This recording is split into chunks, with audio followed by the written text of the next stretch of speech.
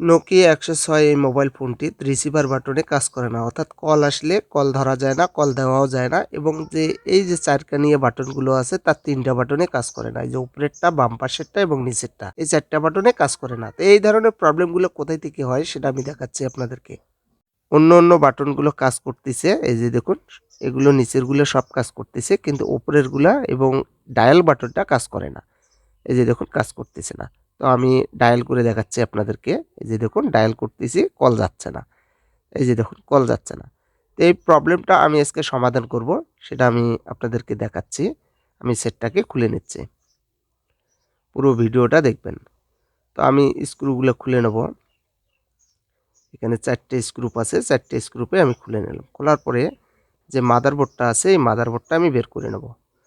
তো হালকা একটু চাপ দিয়ে মাদারবোর্ডটা বের করে নেব। এখানে দেখুন, আমি দেখাচ্ছি আপনাদেরকে। মাদারবোর্ডটা বের করে নিলাম।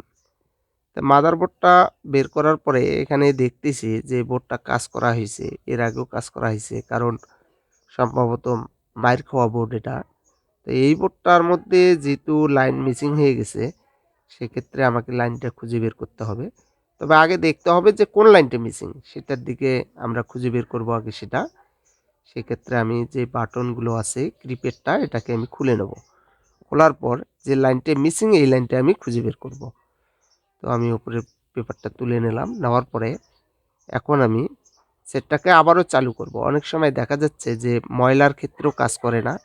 তো আমি চেক করে দেখব যে আসলে প্রবলেমটা কোথায় থেকে। তো আমি সেটটাকে চালু করতেছি। চালু করার পরে এইভাবে টুইজার দিয়ে আমি এখন চেক করব যে কোন লাইনটা মিসিং, ভেতরেরটা না বাইরেরটা। এই যে দেখুন, আমি দেখতেছি ডায়াল বাটনের ভেতরের লাইন থেকে আমি বাটনের লাইনে লাগিয়ে দিলাম, তো দেখি কাজ করতেছে।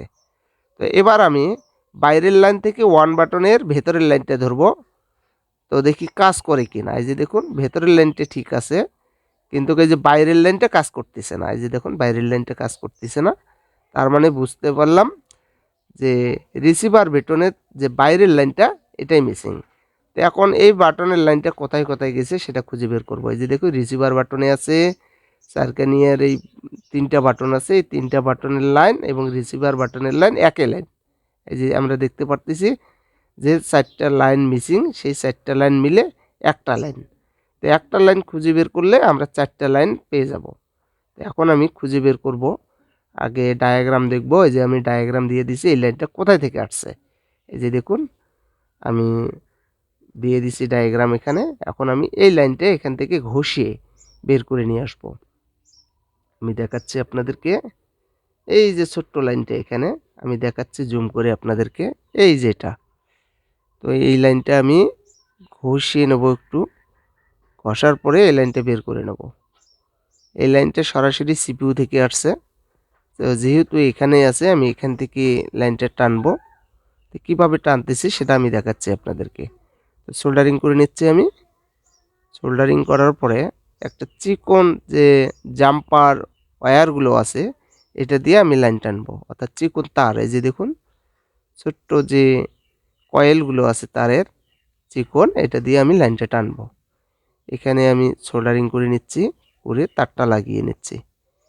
তারটা লাগিয়ে নিলাম। এবার এই তারটা পার করতে হবে যে এলইডি বাল্বটা আছে, যে এই বাল্বের সাইড দিয়ে একটা ফুটো আছে, এটা দিয়ে আমি বের করে নেব। যে দেখুন, আমি বের করে নিচ্ছি তারটাকে। আমার এমনভাবে তারটা রাখতে হবে যেন ছিঁড়ে না যায়। যে দেখুন, বের করে নিলাম।